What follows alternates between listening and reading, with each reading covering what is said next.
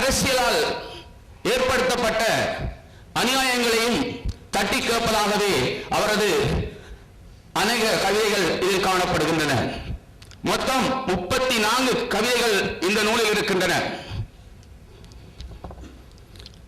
இன்னும் ஒன்றை சொல்ல வேண்டும், இவர் சிறு பராயத்திலிருந்தே கவிதையோடும் தொடர்புடையவராக இருந்தார். இதில் அவருடைய உரையிலே கூறியிருக்கின்றார், வைத்தியராக இருக்கின்ற போது கவிஞனானதாக இல்லை, நான் அதை மறுக்கின்றேன். அவர் கவிஞராகவே இருந்தார். ஆரம்பத்தில் ஒரு கவிஞர் தான் வைத்தியராக மாறி இருக்கின்றார். அவருடன் கவித்துவம் இருந்தது, அறிவு இருந்தது, அன்பு இருந்தது. அதை அழகாக படைத்து அளிக்கக்கூடிய அழகியல் கலை இருந்தது. அதனால் அவர் இரண்டையும் ஒரே சமாந்தரமாக செய்து வந்திருக்கின்றார். எனக்கு நன்றாக ஞாபகம் இருக்கின்றது, இவர் பாடசாலையிலே மாணவர் மன்றத்தின் செயலாளராக தலைவராக இருந்திருக்கின்றார். அந்த காலகட்டத்தில் இவர் மாணவ மன்றத்தில் ஒரு கவிதை வாசிப்பதாக அந்த கவிதையை எனக்கு படித்து காட்டினார்.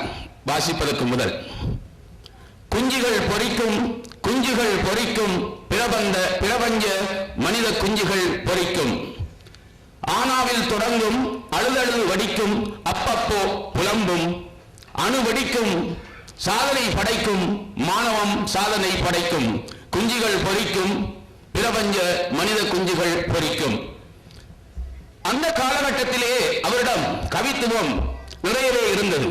அது மாத்திரமல்ல, அங்கும் அவர் பிரபஞ்ச மனித குஞ்சுகள் பொறிக்கும் அணு வெடிக்கும் விஞ்ஞான ரீதியான சொற்கள் அங்கு பாவிக்கப்படுகின்றன. அதேபோல் அவரது கவிதை தொழில் இருக்கின்ற கவிதைகளுக்குள் நிறையவே சொற்கள், வைத்தியம் கலந்த சொற்கள் அங்கு காணப்படுகின்றன. தலைப்பிலே இருக்கின்றது புண், ஒரு வைத்தியம் கலந்த சொல், புண்ணுக்கு மருந்து கட்டுவது. இதேபோல் அது மாத்திரமல்ல, இன்னும் ஒன்றை சொல்ல வேண்டும், மறைந்த எமது முஸ்லிம்களின் தலைவர் மாமனிதர் மர்ஹூம் MHM அஷ்ரப் அவர்கள் கூட அரசியலுக்கு வருவதற்கு முதல் கவிஞராகவே இருந்தார். அவர் 70களின் பிற்பகுதியில் இடதுசாரி கவிதைகளை எழுதினார். அதேபோல் இவர் 80களின் பிற்பகுதியில் ஒடுக்கப்பட்ட மக்களுக்காக, ஒடுக்கப்பட்ட சமூகத்துக்காக தனது கவிதைகளை இங்கு படைத்திருக்கின்றார். இதில் அணிந்துரையிலும் ஆசி உரை எழுதியவர்களும் சில விடயங்களை தொட்டு சென்றிருக்கின்றார்கள். இந்த நூல் சம்பந்தமான ஒரு காத்திரமான ஆய்வை இங்கு செய்வதற்கு சகோதரர் சட்டத்தரணி மர்சூம் மௌலானா அவர்கள் இருக்கின்றார்கள். எனவே இந்த நூலை நான் ஆய்வு செய்யாமல் இந்த நூலை பற்றி சில விடயங்களை உங்களுக்கு கூறி செல்லலாம் என்றிருக்கின்றேன். ஒடுக்கப்பட்ட மக்களுக்காக இவர் எழுதுகின்ற இந்த கவிதைகள் எவ்வாறு அமைந்திருக்கின்றன என்று சொன்னால் 2 வகையாக காணப்படுகின்றன. முன்னுரையில் அணிந்துரையில் சொல்வதை போல் பாரதி, சுப்பிரமணிய பாரதியில் இருந்து எழுச்சி கவிதைகள், புரட்சி கவிதைகள் உருவாகிவிட்டன. தனது சமூகமும் புறச்சூழலும் எவ்வாறு ஒரு சமூகத்தை அடக்குகின்றதோ, அடக்க அங்குள்ள நேர்மையான உணர்ச்சி மிக்க நெஞ்சங்கள் தனது பேனாவை எடுத்து ஆயுதமாக பயன்படுத்த தொடங்கும். அவ்வாறுதான் ஆசாத்தின் ஹனிவா அவர்களும் பயன்படுத்தி இருக்கின்றார். 2 விடயங்கள். ஒன்று, ஒரு பெரும்பான்மையை கொண்ட ஒரு இனம் ஒரு சிறுபான்மை இனத்தை ஒடுக்குகின்ற போது அங்கே அடக்குமுறைக்கு எதிரான கவிதைகள் வெளிவந்தன. எங்களுக்கு தெரியும், யாழ்ப்பாணத்தில் அவ்வாறு மரணத்துள் வாழ்வோம் தொகுதி வெளிவந்தது. அதேபோல் இன்னுமொரு சிறுபான்மை சமூகம் இன்னுமொரு சிறுபான்மை சமூகத்தை ஒடுக்குகின்ற போது அந்த சிறுபான்மை சமூகத்தில் இருந்து ஒடுக்குமுறைக்கு எதிரான கவிதைகள் வெளிவந்தன. இதில் சில கவிதைகள் அவ்வாறும் இருக்கின்றது. இதன் அடிப்படையில் தான் 80களின் பிற்பகுதியில் கல்முனையில் எங்களது ஆத்மாவின் பொன் ஆசிரியர் தனது சமூக சூழலில் ஏற்பட்ட அந்த பிரச்சனைகளுக்கு தலைவர் கூறியது போல் மருந்து கட்டுவதற்காக சில கவிதைகளை எழுதியிருக்கின்றார். அது மாத்திரமல்ல, அந்த காலகட்டத்தில் தமிழர்களால் முஸ்லிம்கள் விரட்டியடிக்கப்பட்ட போது, மூதூரில் விரட்டியடிக்கப்பட்ட போது 1987 ஆண்டு கவியரங்குகளில் அவர் அதுக்கு எதிராக பாடியிருக்கின்றார். அது மாத்திரமல்ல, இவர்கள் அகதிகள் என்ற ஒரு கவிதை தொகுதி வந்தது. அதில் அவரது கவிதை இருக்கின்றது. புதுச்சுவர் சஞ்சிகையின் வெளியீடாக அது வந்தது. நண்பர் அஸ்ரப் ஷியாபின் அங்கு இப்போது வந்து அமர்ந்திருக்கின்றார். அவர் கூட அந்த கவிதை தொகுதியை பற்றி புதுச்சுவர் சஞ்சிகைக்கு மிகவும் அழகாக எழுதியிருந்தார்.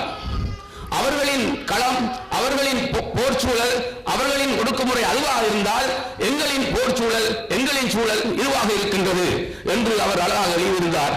அந்த சஞ்சிகையில் அவருடைய கடிதம் இருக்கின்றது. நான் சொல்ல வருவது என்னவென்றால், மரபு கவிதை, புது கவிதை, நவீன தமிழ் கவிதை,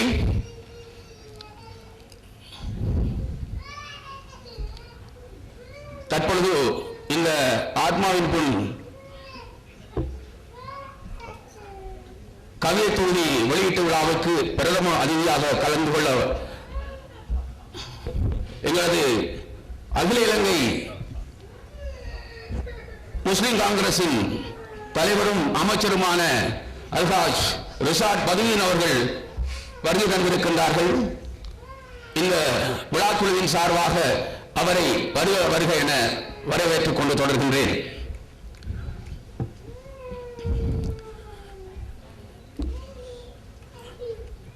பின் நவீனத்துவம், நவீனத்துவம், பின் நவீனத்துவம், குறியீடு, படிமம், மரபு, புதுக்கவிதை என்றெல்லாம் நாங்கள் இதை பார்ப்பதை விட இந்த கவிதைகளின் பொருள்பட நாங்கள் பார்க்க வேண்டிய நிலையில் இருக்கின்றோம். ஏனென்று சொன்னால், இந்த கவிஞரின் ஆத்மா புண்பட்டிருக்கின்றது. அது எத்தகைய புண்? அந்த புண்ணை பற்றி நாங்கள் சற்று கவனிக்க வேண்டும்.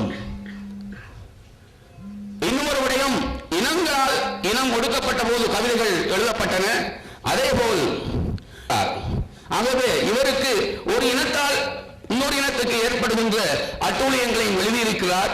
அதே நேரம் ஒரு இனத்துக்குள்ளேயே சரியான தலைமைத்துவம் இல்லாமல் நாங்கள் தவிக்கின்ற, நம்முடைய சமூகம் தவிக்கின்ற தவிப்பையும் இவர் எழுதியிருக்கின்றார். அவரின் அரசியல் பிரசவித்த நிறைமாத நினைவுகளும், உரிமைகளை வெல்லும் விடுதலையின் விலாசம், எம் கண்களை திறந்த தலைவனின் கற்பமடைந்த கனவுகளும், அவரின் அரசியல் பிரசவித்த நிறைமாத நினைவுகளும், உரிமைகளை வெல்லும் விடுதலையின் விலாசம் சொல்லும். தலை நிமிரச் செய்த தலைவர் என் கனவில் வந்து தட்டி எழுப்பி சலாம் கூறி, தலை நிமிர செய்த தலைவர் என் கனவில் வந்து தட்டி எழுப்பி சலாம் கூறி, துக்கமும் துயரமும் சுவாசமாக உள்ள போது தூங்கிக் கொண்டிருக்க நேரமில்லை, குருதி பாதங்களால் எழுந்து நடவுங்கள், தூக்கிச் செல்ல நான் உண்டு, துக்கமும் துயரமும் சுவாசமாக உள்ள போது தூங்கிக் கொண்டிருக்க நேரமில்லை, குருதி பாதங்களால் எழுந்து நடவுங்கள், தூக்கிச் செல்ல நான் உண்டு, அடிபட்டு அடிமைகளாகும் கொடுமையை இனிமேலும் சகிக்க முடியாமல் வந்தேன் என்று சஞ்சலப்பட்டார். என் கொள்கை வளர்க்க வாக்கு சேர்த்தவர்கள் எல்லாம் இன்று ஆளுக்கொரு சாக்கு போக்குடன் திக்கு திசை தெரியாது வசை இசைக்கிறார்கள். செருக்கு நாக்குகள் மறந்து போய் மறுத்து பேசட்டும். என் கொள்கை வளர்க்க வாக்கு சேர்த்தவர்கள் எல்லாம் இன்று ஆளுக்கொரு சாக்கு போக்குடன் திக்கு திசை தெரியாது வசை இசைக்கின்றார்கள். செருக்கு நாக்குகள் மறந்து போய் மறுத்து பேசட்டும். என் பெயரை சொல்லி இச்சமூகத்துக்கு கொள்ளி வைக்கும் ஆட்கொள்ளி போலிகளால் ஆனபலன் ஒன்றுமில்லை, அவர்களின் வீங்கிய வங்கி கணக்குகளை தவிர. என் பெயரை சொல்லி இச்சமூகத்துக்கு கொள்ளி வைக்கும் ஆட்கொள்ளி போலிகளால் ஆனபலன் ஒன்றுமில்லை, அவர்களின் வீங்கிய வங்கி கணக்குகளை தவிர. கொடும் பாவிகளின் பகுமதிகளாய் ஊரூராய் எரிந்து சாம்பல் மாடுகள் உயரும். கொடும் பாவிகளின் பகுமதிகளாய் ஊரூராய் எரிந்து சாம்பல் மேடுகள் உயரும். ஆயுதத்தின் இரத்தம் கசிந்து அப்பாவிகள் செத்து சமாதிகள் பெருகும். ஆயுதத்தின் இரத்தம் கசிந்து அப்பாவிகள் செத்து சமாதிகள் பெருகும் பொழுதுகள் ஆனால் அவரவர் தற்புகழ்ச்சிக்காக வருடா வருடம் என்னை நினைவு கூர்ந்திட கூடிக்கலையும் எழுச்சியற்ற கூட்டங்களால் எதுவும் பெற்றிட முடியாது. ஆனால் அவரவர் தற்புகழ்ச்சிக்காக வருடா வருடம் என்னை நினைவு கூர்ந்திட கூடிக்கலையும் எழுச்சியற்ற கூட்டங்களால் எதுவும் பெற்றிட முடியாது. இப்படியே தொடரவும் கூடாது. சிங்கத் தலைவர் மேலும் என் போராட்டத்துக்கு இனி ஏணி யார்? ஒன்று சேருங்கள். அலைந்து திரியும் எம் மக்களை ஆபத்தில் இருந்து காப்பதற்கு அனைவரும் இனி ஒன்றை மட்டும் செய்யுங்கள். போராளிகளே, என் ஆத்மா சாந்தி அடைய இது ஒன்று மட்டும் செய்யுங்கள். இடர் குடியுள்ள வடக்கையும் இழப்புகளால் அழும் கிழக்கையும் பிரித்தெடுக்க போராடுங்கள். இடர் குடியுள்ள வடக்கையும் இழப்புகளால் அழும் கிழக்கையும் பிரித்தெடுக்க போராடுங்கள். ஒட்டி பிறக்காத இரட்டையர்களை அவர்கள் முண்டத்தால் ஒட்டிட நினைக்கும் நம்பிக்கை. ஒட்டி பிறக்காத இரட்டையர்களை அவர்கள் முண்டத்தால் ஒட்டிட நினைக்கும் நம்பிக்கை அரசன் கைதியாகும் வேடிக்கை என்று உறுதியாக கூறி தள்ளாடும் உணர்வுகளுக்கும் தத்தளிக்கும் எண்ணங்களுக்கும் புதிதாய் இரத்த பரிமாற்றம் செய்து வானவர்களுடன் சென்றார். மெய்யான தலைவர் என் கனவில் வந்து விருட்சமாய் நின்றார். இந்த கவிதை, இந்த சமூகம் அனாதையாக்கப்பட்டிருக்கின்றது. தலைவருக்கு பின்னால் சரியான தலைமைத்துவம் இல்லை என்பதையே இவர் வலியுறுத்துகின்றார்.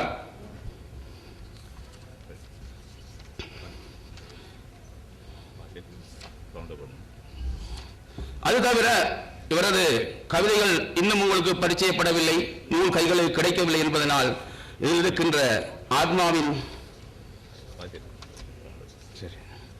உன் கன்னி பார்வையில் உயிர் நீத்தது என் வாலிபம். நம் முதல் முழிப்பில் உன் அனைத்துமே என்னுள் புகுந்தது உள்ளம் உருகி உணர்வுகளில் நழுவி. நம் முதல் முழிப்பில் உன் அனைத்துமே என்னுள் புகுந்து உள்ளம் உருகி உணர்வுகளில் நழுவி என் ஆத்மாவுக்குள் உன் உயிர் துளி துளியாய் ஒழுகி. என் நரம்பு வலையெங்கும் நீ தழுவி என்னுள் குருதியாய் பாய்கின்றாய். இனி என் இதயம் உன்னில் சுருங்கி என்னில் விரியும். உன் அவஸ்தைகள் எனக்கு பிரியும். முழு பிறையான உன் முகம் கண்டு தனிமை தூர விலகி துறவரம் போனது என்னிலிருந்து. குறைகள் எல்லாம் கழுவி நிறைகள் எங்கும் செருகி புடம்போடும் புதுவித கருவி நீ. குறைகள் எல்லாம் கழுவி நிறைகள் எங்கும் செருகி புடம்போடும் புதுவித கருவி நீ. பனித்துளியை விட தூய்மையானது உன் பெண்மை. பனித்துளிகளை விட தூய்மையானது உன் பெண்மை. நீர்த்துளிகள் சடையாகி உயிர் சுமந்த நீ உண்மை உத்தமி. என் சிறு தும்மலுக்கு கூட துடிதுடித்து போவாள் என்னவள். இவ்வாறு இந்த கவிதைகள் தொடர்கின்றன. இவரது இந்த தொகுதியில் இருக்கின்ற கவிதைகள் நான் ஏற்கனவே கூறியதைப் போல அடக்குமுறைக்கு எதிரான கவிதைகளும் இருக்கின்றன. நிறையவே மருத்துவ சொற்கள் நிறைந்திருக்கின்றன. அதே நேரம் அந்த இருப்பு கவிதை போன்ற கவிதைகள் அவரை பற்றி, அவரது உள்ளத்தை பற்றி, அவரது தனி வாழ்க்கையை பற்றிய கவிதைகளும் இருக்கின்றன. எனவே இந்த கவிதை தொகுதி ஒரு சிறந்த கவிதை தொகுதியாக எங்களது டாக்டர் ஆசாத் எம் ஹனிவா அவர்கள் தந்திருக்கின்றார் என்று கூறி விடைபெறுகின்றேன். நன்றி. வசலாம். நூலை பற்றிய அறிமுகத்தை வழங்கியவர் இலங்கை வங்கியின்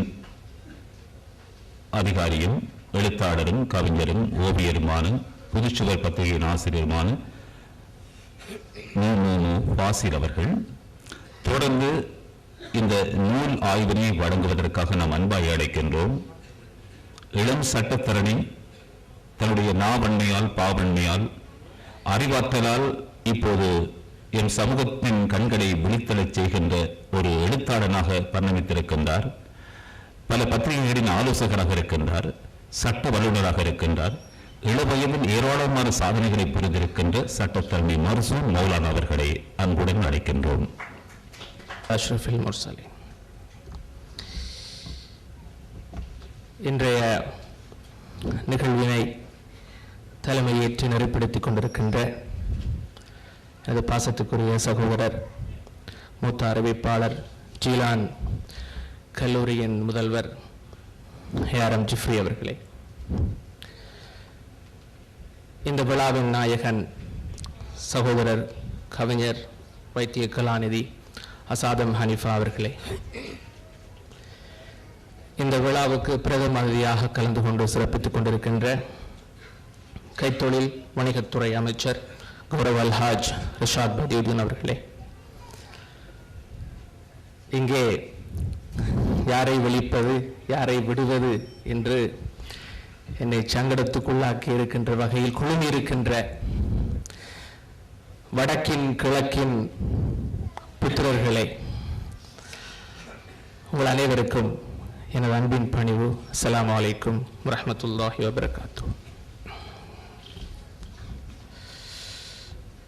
இதுவரை காலம் கவிதைகளை தூறலாக தந்து கொண்டிருந்த அசாதும் ஹனீஃபா இன்று மழையாக பொழிந்துவிட்டு அமைதியாய் உட்கார்ந்திருக்கிறார்.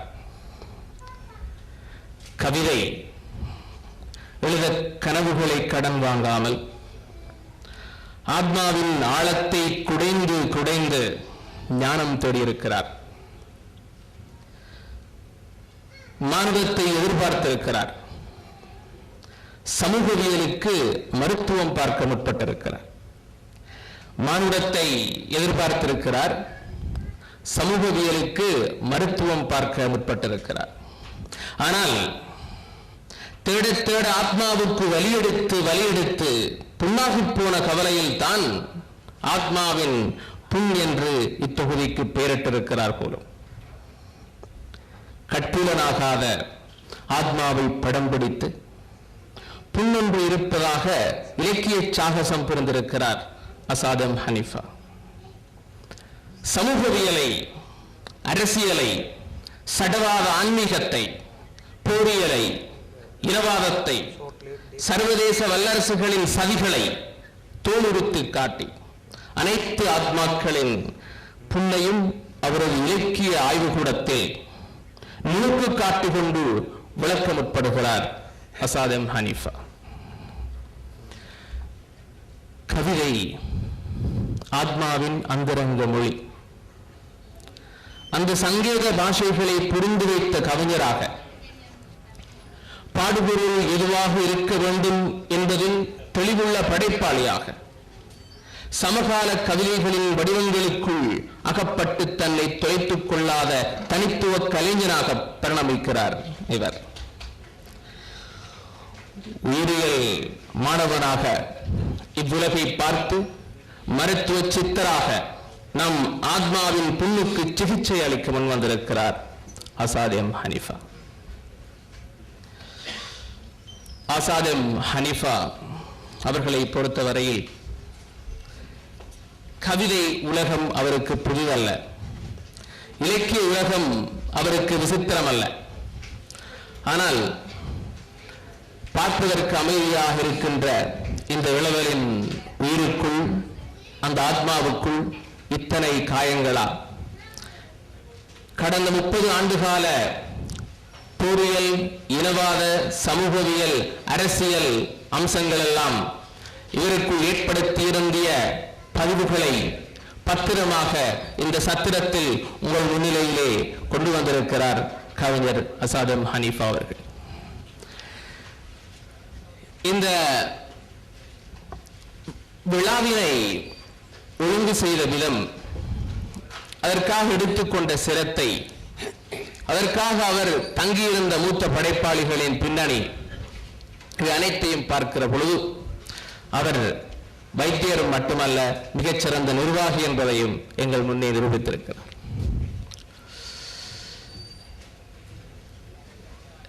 எமது கிழக்கு அந்த விதத்திலே இன்று கிழக்கின் முக்கியஸ்தர்களும் வடக்கின் மைந்தர்களும் இங்கே குழுமி இருக்கின்ற இந்த சபையிலே இந்த அசாதம் ஹனீஃபா அவர்களின் நூலின் தயவில் ஆய்வுரையோடு சில விடயங்களையும் கலந்து பேசலாம் என்று எண்ணுகிறேன்.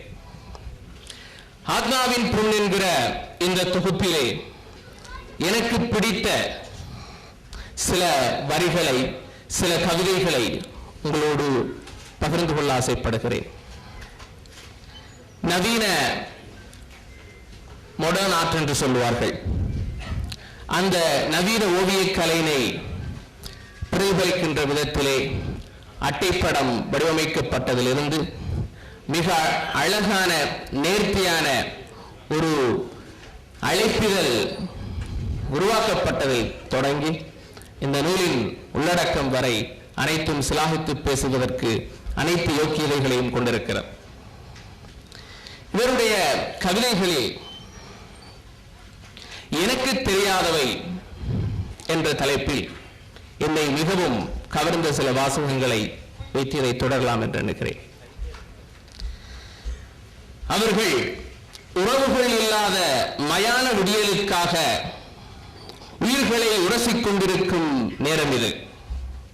உறவுகள் இல்லாத மயான விடியலுக்காக உயிர்களை உரசிக் கொண்டிருக்கும் நேரம் இது. இத்தனைக்கும் இது எனது கடைசி எழுத்துக்களா என்பது அவர்களின் துப்பாக்கிகளுக்கு மட்டுமே தெரிந்த விடயம். எத்தனை அழுத்தங்களுக்குள் இருந்திருந்தால், எத்தனை போரில் ஒடுக்குமுறைக்குள் நாங்கள் ஒவ்வொரு விடியலையும் மர்மத்துடன் அங்கலாய்த்துக் கொண்டிருந்தால், எதிர்பார்த்துக் கொண்டிருந்தால் இவ்வாறான கவிதைகள் பிறக்கும்.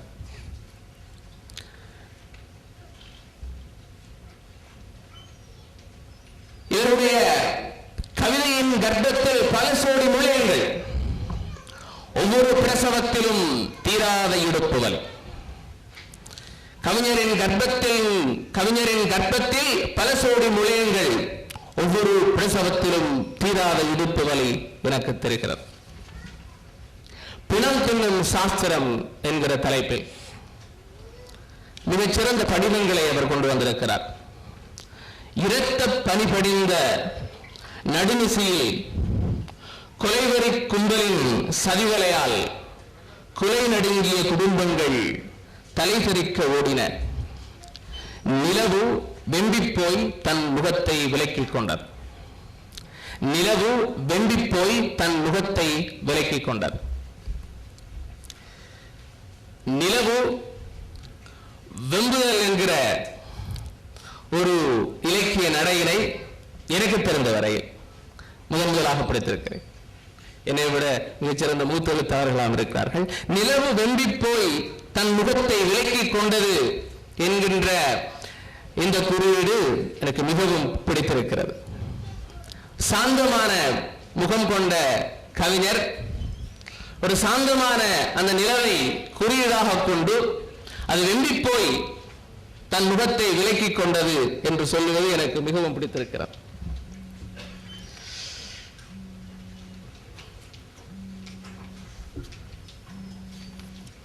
அனுதாப செய்தி என்கின்ற தலைப்பில் ஒரு கவிதை. அதிலே,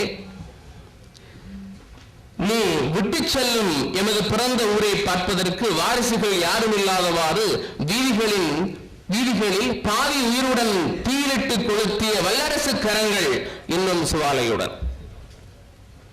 வீதிகளில் பாதி உயிருடன் தீயிலிட்டு கொளுத்திய வல்லரசு கரங்கள் இன்னும் சுவாலையுடன். கவிஞர்கள் தேசம் கடந்தவர்கள், கடல் கடந்தவர்கள், எங்கும் வியாபிப்பவர்கள், பிரபஞ்சம் எங்கும் மிகைத்திருப்பவர்கள். ஆக ஒரு கவிஞனுக்கு, அதிலும் குறிப்பாக உலகமயமாக்கல் சூழலில் சமகாலத்தில் வாழ்ந்து கொண்டிருக்கின்ற எந்த ஒரு கவிஞனுக்கும் சர்வதேச அரசியல் தொடர்பான மிக தெளிவான பார்வையும் நடுநிலைமையான ஆய்வுத்தன்மையும் தேவைப்படுகிறது. அதனால் தான் ஏற்கனவே சர்வதேச அரசியல், சமூகவியல் போன்ற விடயங்களில் எனது அமைச்சு, எனது நான் உள்ளவரை இனிமேல் இப்படித்தான் நான், முடிந்தால் நீ உன்னை சற்று மாற்றிக்கொள், எனது வேகம், எனது வியூகம், எனது பேச்சு, எனது அமைச்சு, எனது நான் உள்ளவரை இப்படித்தான் நான், முடிந்தால் உன்னை சற்று மாற்றிக்கொள். அப்பாவுக்கு தரமா இருந்துட்டு இப்படி பேசுறேன். இதற்கு மேல் இந்த அரசியலை எப்படி கிண்டல் அடிப்பது? எங்களுடைய அரசியலில் இளையோடி போயிருக்கின்ற பொதுவாக அரசியல் ஆய்வாளர்கள் இது செகுலர் பாலிடிக்ஸ் என்று சொல்வார்கள். இஸ்லாமிய அரசியலுக்கு மாற்று அரசியல் secular politics, introduced by the Western community. Secular அரசியல் என்பது இஸ்லாமிய கட்டமைப்பிலிருந்து மாறுபட்டது. ஜனநாயகம் என்பது எதுவரை, ஆன்மீகம் என்பது எதுவரை என்பதை அறிந்து கொள்ளாத மாஸ் ஓட் பேங்க், அதாவது பெரும் மக்கள் சமுத்திரத்தின் அடிப்படையில் அவர்களை மூளைச்சலவை செய்வதை மையமாக கொண்ட அரசியல் முறைமைதான் மேற்குலகம் அறிமுகப்படுத்திய செக்குலர் பாலிடிக்ஸ். அந்த செக்குலர் பாலிடிக்ஸை இலக்கிய ரீதியாக இப்படி கிண்டல் அடிப்பது சமகால படைப்பாளிகளுக்கு அவசியமான ஒரு உத்தி என்பதை இங்கு நான் பதிவு செய்து கொள்ள ஆசைப்படுகிறேன். ஆத்மாவின் புண் இந்த நூலின் கவிதை, இந்த நூலின் தலைப்பு. இந்த விழாவுக்கு அவர் நாயகன் போல் இந்த நூலுக்கு இது நாயகன். அதிலே சொர்க்கத்தின் ஒரு ஒதுக்குப்புறமாய் அது சிறு கொட்டில் அமைத்து வாழ்ந்து கொள்ளட்டும். ஒரு கோப்பை மதுவுக்காய் உன் தொழுகைப்பாயை அடகுது என்று எழுதிய உமரக்கையாம் எனக்கு ஞாபகத்திற்கு வருகிறார். சற்று வித்தியாசமான கவிஞர், பாரசீக கவிஞர். அதுபோல் ஒரு சொர்க்கத்தின் ஒரு ஒதுக்குப்புறமாய் அது சிறு கொட்டில் அமைத்து வாழ்ந்து கொள்ளட்டும் என்று அந்த ஆத்மாவின் புண் என்கிற அந்த நூலிலே, என்கிற அந்த கவிதையிலே அவர் குறிப்பிடுகிறார். ஒவ்வொரு கவிதையும் சொல்வதற்கு எனக்கு நேரம் இல்லை. போலி சித்திரம் என்கின்ற தலைப்பிலே உரை தூதர் கண்மணி நாயகம் ரசூல் ஸல்லல்லாஹு அலைஹி அவர்களை மிக கேவலமாக அவர்கள் கார்ட்டூன் மூலமாக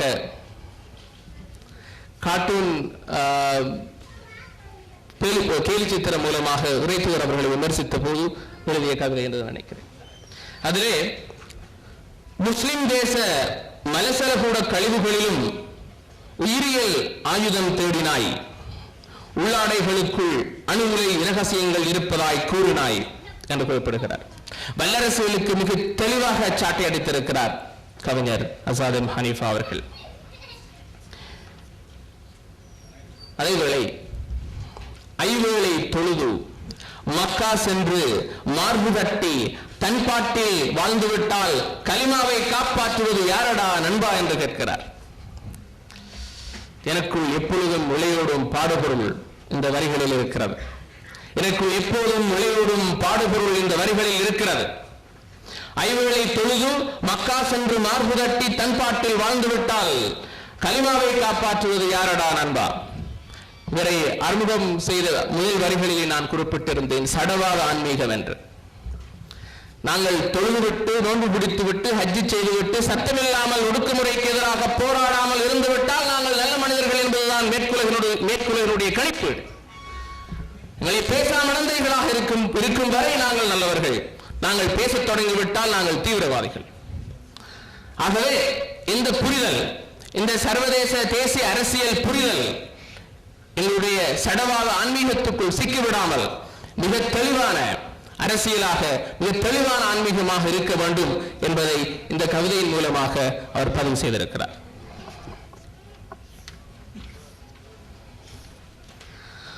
உணவு நோய் என்கிற தலைப்பிலான ஒரு கவிதை. நிலவை போல அதன் பாட்டில் நிம்மதியாக உள்ள என் தேசத்தை, நிலவை போல அதன் பாட்டில் நிம்மதியாக உள்ள என் தேசத்தை குன்றுகள் வைத்து பல தடவைகள் சிதறடித்து சேதப்படுத்திக் கொண்டிரு உன் நிச்சயப்படி. இத்தனைக்கும் நீ ஒரு அசாதாரண மனநோயாளியா அல்லது பிணம் தேடும் போராளியா என்று கொடுத்திருக்கிறார். இதற்கு மேலும் இவருடைய கவிதைகளை பற்றி நான் பேசிக்கொண்டிருந்தால் சுவாரஸ்யம் கெட்டுவிடும், நூல் வெளியீடு தடைப்பட்டுவிடும். இது விற்கொண்டாத சரக்கல்ல, தெளிவான படைப்புகளை கொண்ட மிக நேர்த்தியான படைப்பு. அசாத் ஹனீஃபா அவர்களுடைய மருத்துவ பார்வையும் நுணுக்கு காட்டிய அணுகுமுறையும் தொலைநோக்கு அரசியல் சித்தாந்தங்களும் வெகுவாக என்னை கவர்ந்திருக்கின்றன. மிக தெளிவான கருத்துக்களை அடித்தளத்தில் வைத்துக் கொண்டு மிக லாபகமான நீண்ட கலை இலக்கிய பயணத்தை தொடர்வதற்கு வல்லமை கொண்டவர் அசாத் ஹனீஃபா என்று கூறி, இன்றைய தினங்களில் மிகவும் முக்கியமாக பேசப்படுகிற ஒரு விடயத்தை தொட்டுச் செல்லலாம் என்று கூறி, சபையின் அனுமதியோடு. அண்மையில் இங்கே நான் ஏற்கனவே கூறியிருந்தேன், கிழக்கு மாகாணத்தைச் சேர்ந்த பலர் இங்கே குழுமியிருக்கிறீர்கள். எங்கள் ரிசானாவை படுகொலை செய்து விட்டார்கள். இஸ்லாமிய ஷரியாவை விளங்கிக் கொள்ளாமல் எங்கள் ரிசானாவை அநியாயமாக கொன்று விட்டார்கள். அந்த ரிசானாவுக்காக ஒரு இரங்கல் கவிதையோடு எனது உரையை முடிக்க ஆசைப்படுகிறேன். மூதூர் முடக்கப்பட்ட மூலை என நினைத்தார் அரபு தேசம் சென்றாய் ரிசானா. மூதூர் முடக்கப்பட்ட மூலை என்று நினைத்தார் அரபு தேசம் சென்றாய் ரிசானா. சுமையா நாயகிக்கு நேர்ந்த கதை தெரியாமலா பேதை பெண்ணே, மகுரமே இல்லாமல் நீ சவுதிக்கு பயணமானாய். ஜைனபும் சுமையாவும் கதீஜாவும் ஃபாத்திமாவும் இன்னும் அங்கே போராடியே மடிகிறார்கள் என்பதை இந்த நாட்டின் நண்பர்கள் உனக்கு உடத்துச் சொல்லவில்லையா? விமானம் ஏறும் வரை மானம் இழப்பதா என்று வானம் முட்ட உழைப்பவர்கள் வாழ வழி ஒன்றும் சொல்வதில்லைதான். விமானம் ஏறும் வரை மானம் இழப்பதா என்று வானம் முட்ட உழைப்பவர்கள் வழி ஒன்றும் சொல்வதில்லைதான். அமானா ஹலால் என்போர் ரிசானாவுக்கு ஹசானாவில் என்ன பங்கென்று சொல்வாரா? அமானா ஹலால் என்போர் ரிசானாவுக்கு ஹசானாவில் என்ன பங்கென்று தெளிவாயும் சொல்ல வேண்டும். செலின்கோ ஹலால் என்றால் திவாலானால் என்ன கதி என்றும் சொல்ல வேண்டும். செலின்கோ ஹலால் என்றால் திவாலானால் என்ன கதி என்றும் சொல்ல வேண்டும். ஷரியா சரியாகத்தான் இருக்கிறது. இஸ்லாமிய ஷரியா சரியாகத்தான் இருக்கிறது. ஷரியாவின் பெயரால் கோமான் நம் பெருமான் நபிகளாரின் பெயரால் சவுதியின் கூறான வாழ்முனைகள் உன்னையுமா பலியெடுக்கும் ரிசானா? பாலூட்டிய பாவத்திற்கா ஜஹன்னம் உன்னை சுட்டரிக்கும்? பாலூட்டிய பாவத்திற்கா ஜஹன்னம் உன்னை சுட்டரிக்கும்? ரஹ்மத்துல் ஆலமீன் பிறந்த அந்த தேசத்திலா உனக்காக வாதம் செய்ய யாரும் இல்லை. எங்களை மௌனமாக இருக்க சொல்கிறார்கள் ரிசானா. எங்களை மௌனமாக இருக்க சொல்கிறார்கள் ரிசானா. தீனும் சட்டமும் தெளிவாக தெரிந்த பின்னும் வாய்மூடி இருக்க சொல்கிறார்கள் ரிசானா. சட்டத்தரணி வைத்து வாதம் செய்ய ரிசானாவுக்கு ஹசானா போதாது என்று அவர்கள் முன்கூட்டியே செய்த முடிவு உன் கைகளை பின்கட்டிய பின்னரே நாம் அறிந்தோம் ரிசானா. உன்னை காக்க வக்கற்ற சோதரனாய் மீண்டும் நான் எப்படி உன்னை மஹ்ஷரில் சந்திப்பேன்? உன்னை காக்க வக்கற்ற சோதரனாய் மீண்டும் நான் எப்படி உன்னை மஹ்ஷரில் சந்திப்பேன்? ரவுதாவின் முன்வந்து மௌலானம் நபி முன்னே என்னதான் பதில் சொல்வேன்? ரவுதாவின் முன்வந்து மௌலானம் நபி முன்னே என்னதான் பதில் சொல்வேன்? பிலாலை ஒரு முறை உயிர் பெற்று வரச் சொல். கல்வாவின் மீது ஏறி நின்று அதட்டி சொல்லட்டும், அஜமி என்பதால் தான் நீ வஞ்சிக்கப்பட்டாய் என்று. ஹிராவின் குழைக்கு அந்த ஜிப்ரீலை வரச் சொல்லி உரையுனை உறைந்து ஹதீஜாவின் பாதங்களே முத்தமிட்ட முட்களை அள்ளி வந்து பரத்தச் சொல். கூறான முள்கொண்டு குத்த வைத்து மூதூரின் சோதரியை கொன்றுவிட்டோம் என்று சொல்லி வாய்மொழியே கூறான முள்கொண்டு குத்த வைத்து மூதூரின் சோதரியை கொன்றுவிட்டோம் என்று சொல்லி வாய்மொழிய. முன்கர் நக்கீரிடம் முனகாமல் துணிந்து சொல். முன்கர் நக்கீரிடம் முனகாமல் துணிந்து சொல், உனக்கு அநியாயம் செய்துவிட்டார்கள் என்று. இந்த நூல் வெளியீட்டு விழாவிலே இந்த கவிதையை பாட அனுமதித்தமைக்கு எனக்கு சபை தலைவருக்கும் சபையோருக்கும் நன்றி கூறுவதோடு, இந்த நூலோடு ஏன் இந்த விழாவின் நாயகனுடைய அனுமதி இல்லாமலே இந்த கவிதையை பாட உந்த வைத்தது என்னவென்றால், இந்த நூலில் நிஜமாகவே ஒடுக்குமுறைக்குவதான கோஷங்கள் அவருடைய கவிதைகளில் தொழிக்கிறது.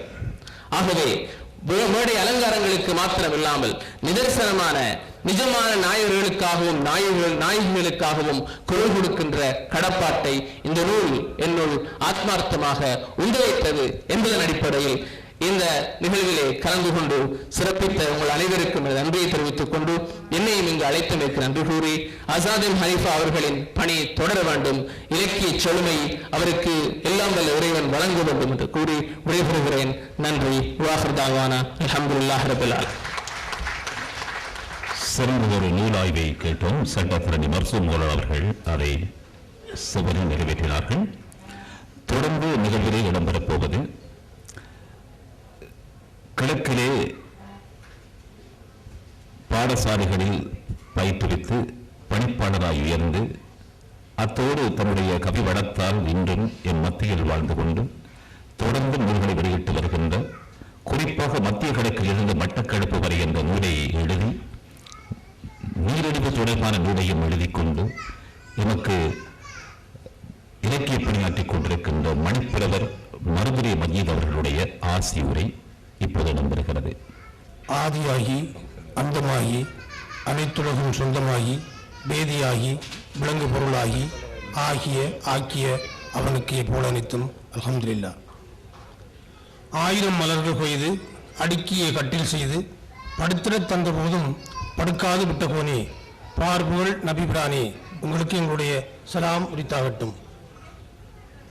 இந்த மேடையில் இருப்பவர்கள் எதிரில் இருப்பவர்கள் எல்லோரையும் விழித்தவனாக, தனித்தனியே சொல்லிக்கணும் தான் நேரம் போகும், விழித்தவனாக என்னுடைய பேச்சை நான் ஆரம்பிக்க விரும்புகிறேன். தென்கிழக்கிலே முஸ்லிம் சமுதாயத்திலேயே ஒரு 2 பழமொழி ரொம்ப லாவணியமாக பேசப்படும். அதுவும் அந்த பெண்கள் மத்தியிலும் மிக கூடுதலாக அந்த பழமொழியை பேசுவார்கள். ஒன்று, தனக்கு தனக்கு என்னும் பொழுது சுழகு படக்கு படக்கு என்னும் ஒரு பழமொழி. தனக்கு தனக்கு என்னும் பொழுது சுழகு படக்கு படக்கெனும் என்ற ஒரு பழமொழி. இரண்டாவது, தான் ஆடாட்டியும் தன் சதுரமாடும் என்பது இரண்டாவது பழமொழி. இந்த பழமொழிய இந்த கருத்தை நான் லேசாக சொல்லலாம் உங்களுக்கு.